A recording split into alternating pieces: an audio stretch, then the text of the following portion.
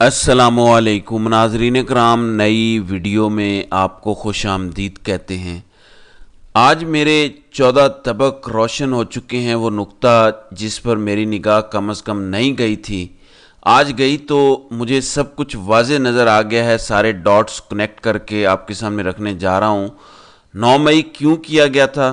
آج تک ہم یہ سمجھتے رہے کہ 9 مئی 14 مئی کو الیکشن نہ کروانے کے لیے کیا گیا تھا۔ 9 مئی عمران خان کو تباہ و برباد کرنے کے لیے کیا گیا تھا۔ 9 مئی اس ملک میں مارشل لا لگانے کے لیے کیا گیا تھا۔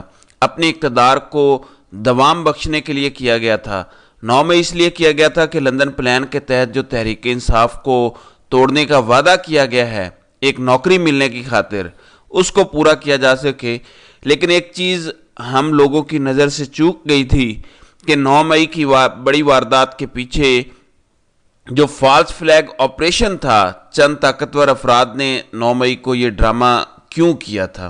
پھر اسی ویڈیو میں آپ کو بتاتا ہوں کہ وہ کرنل جو ارشد شریف کے کیس میں نامزد ہے، وہ عمران خان کے کتنے قریب پہنچ چکا ہے اڈیالہ جیل میں، اور سب کچھ کنٹرول کر رہا ہے۔ اس کے حوالے سے بھی آپ کو بتاتا ہوں، اور جو فیکٹ فائنڈنگ مشن گیا تھا کینیا، اس کی رپورٹ میں سے صرف 2-3 چیزیں آپ کو پڑھ کے بتاؤں گا تو سارے ڈاٹس کنیکٹ ہو جائیں گے، اور آپ کو سمجھ آ جائے گی کہ 9 مئی محض ایک جماعت کو ختم کرنے کے لیے نہیں تھا، بلکہ اپنی سکن بچانے کے لیے تھا۔ کچھ لوگوں کی گردنوں کے گرد قانون کا طاقتور شکنجہ پہنچنے جا رہا تھا، جسے روکنا ضروری ہو گیا تھا۔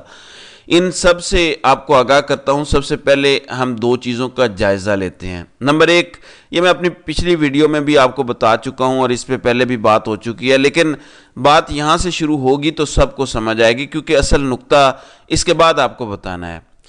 ناظرین کرام، ارشد شریف شہید کی والدہ نے جنرل باجوہ، جنرل ندیم انجم، جنرل فیصل نصیر، بریگیڈیئر شفیق، بریگیڈیئر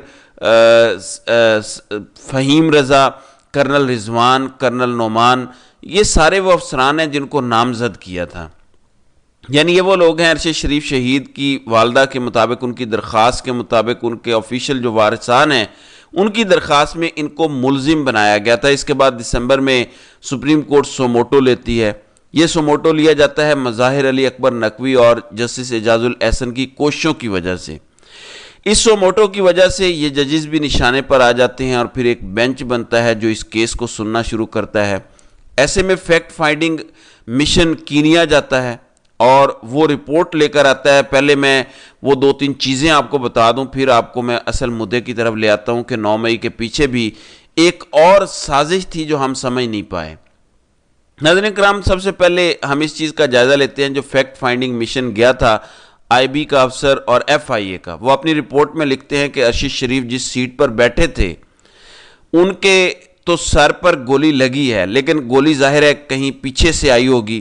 سیٹ کے اوپر یا ہیڈ ریسٹ پہ کسی بھی قسم کا کوئی نشان موجود نہیں ہے، جس سے ایک چیز ثابت ہوتی ہے کہ گولی کم از کم پیچھے سے نہیں آئی تھی۔ وہ مزید لکھتے ہیں کہ he was hit from the back and the bullet exits from the right side of the chest that does not match with the sitting position۔ یعنی گولی پیچھے سے لگی اور right side of the chest سے باہر نکل گئی۔ یہ ڈان کی رپورٹ ہے اس پر۔ سر پہ گولی لگی اور چیسٹ سے نکل گئی۔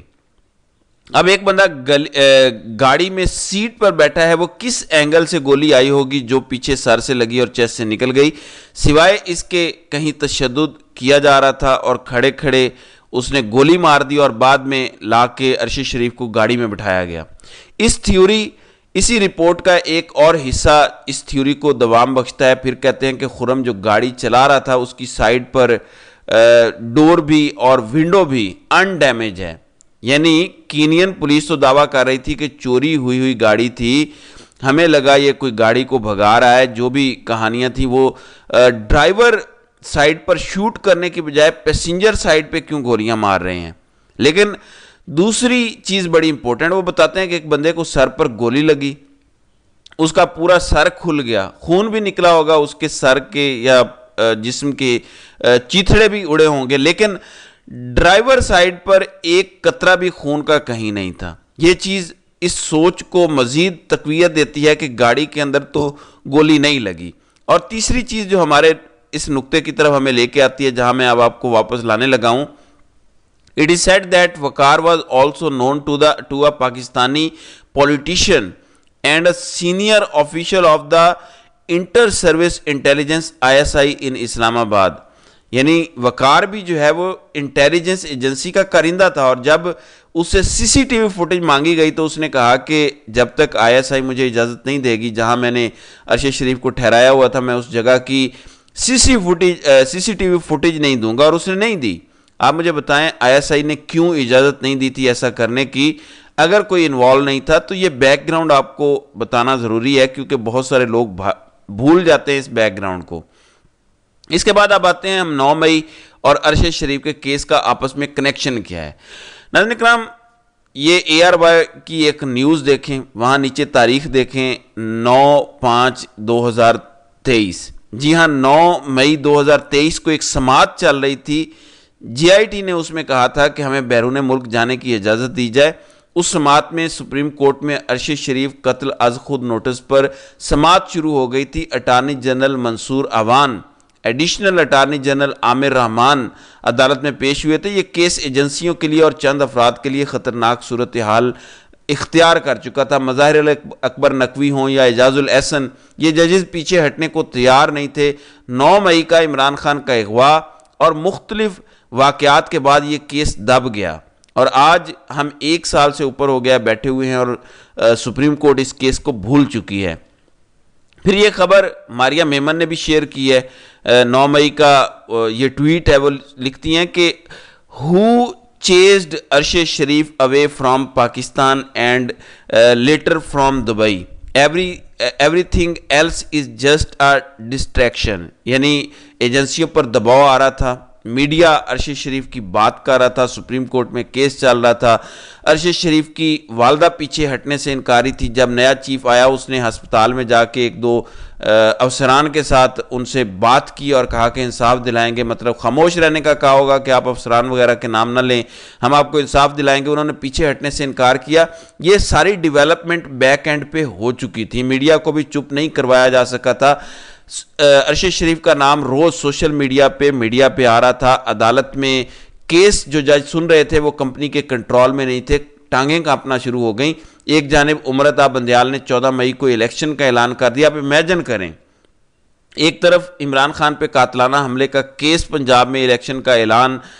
اگر پنجاب میں الیکشن ہو جاتے، تحریک انصاف کی حکومت بن جاتی، عمران خان پہ قاتلانہ حملے کے کیس کی کیا صورتحال ہوتی؟ ادھر سپریم کورٹ کو دباؤ میں نہ لایا جاتا اور عرش شریف کے کیس کی تحقیقات صحیح طریقے سے چلتی، ججز کور فراہم کرتے اور ججز اس کا کچا چٹھا کھول کر رکھ دیتے، تو کیا صورتحال ہونی تھی؟ تو پھر ایک ماسٹر پلان مبینہ طور پر ترتیب دیا گیا کہ عرش شریف کے قتل کے معاملات میں عدالتوں کو روکنا ہے، انہیں دباؤ میں لانا ہے، میڈیا بند کرنا ہے، تو یہ سب کیا گیا۔ پھر اتنا بڑا فالس فلیگ ترتیب دیا گیا کہ پورے ملک کا سارا نیریٹو اس 9 مئی سے کنٹرول کیا جائے۔ پھر ہوتا ہے عمران خان کا اغوا۔ عمران خان کو گرفتار کرنا مقصود تھا تو وہ موٹر وے پر بھی کیا جا سکتا تھا۔ موٹر وے پر آتے آتے عمران خان کے قافلہ کو جگہ جگہ روک کے بالکل اکیلا کر دیا گیا تھا۔ وہیں پیچھے سے عمران خان کو اغوا کر کے اریسٹ کر کے لے جا سکتے تھے گاڑیوں میں، کسی کو بھی پتہ نہ چلتا، لیکن جان بوجھ کے یہ کیا گیا۔ عدالت میں توڑ پھوڑ، مارا ماری کی گئی، مکے ٹھڈے، گریبان پکڑنا، اور پھر اسپیشل ایک ڈرون تھا ISI کا، اس ڈرون سے فوٹیج بنی اور وہ سیدھی میڈیا کو دی گئی کہ یہ چلاؤ میڈیا پہ۔ وہ میڈیا پہ چلی، لوگ اشتعال میں آئے، اور ادھر فالس فلیگ آپریشن تھا کہ عرش شریف کے قتل پہ مٹی ڈالنی ہے، ججز کو قابو کرنا ہے۔ سپریم کورٹ بہت کھل گئی تھی، ہاتھ سے نکل رہی تھی، قابو میں نہیں تھی۔ الیکشن روکنے ہیں، تحریک انصاف کو توڑنا ہے، عمران خان کا توڑ نکالنا ہے، تو اتنے زیادہ اہداف تھے جو ایک فالس فلیگ 9 مئی کا کر کے کیے گئے۔ یہ وہ نقطہ ہے جو میری سمجھ اور سوچ سے نکل گیا تھا کہ 9 مئی فالس فلیگ کی ایک وجہ تو یہ بھی ہے، ادھر تو ڈائریکٹ افسران کے نام آئے ہوئے ہیں، اور وہیں جہاں افسران کے نام کا میں ذکر کر رہا ہوں، آپ کو ایک اور چیز بتاتا چلوں۔ عرش شریف کی والدہ نے جہاں سارے افسران کے نام دیے، وہاں ایک نام ہے کرنل رضوان کا۔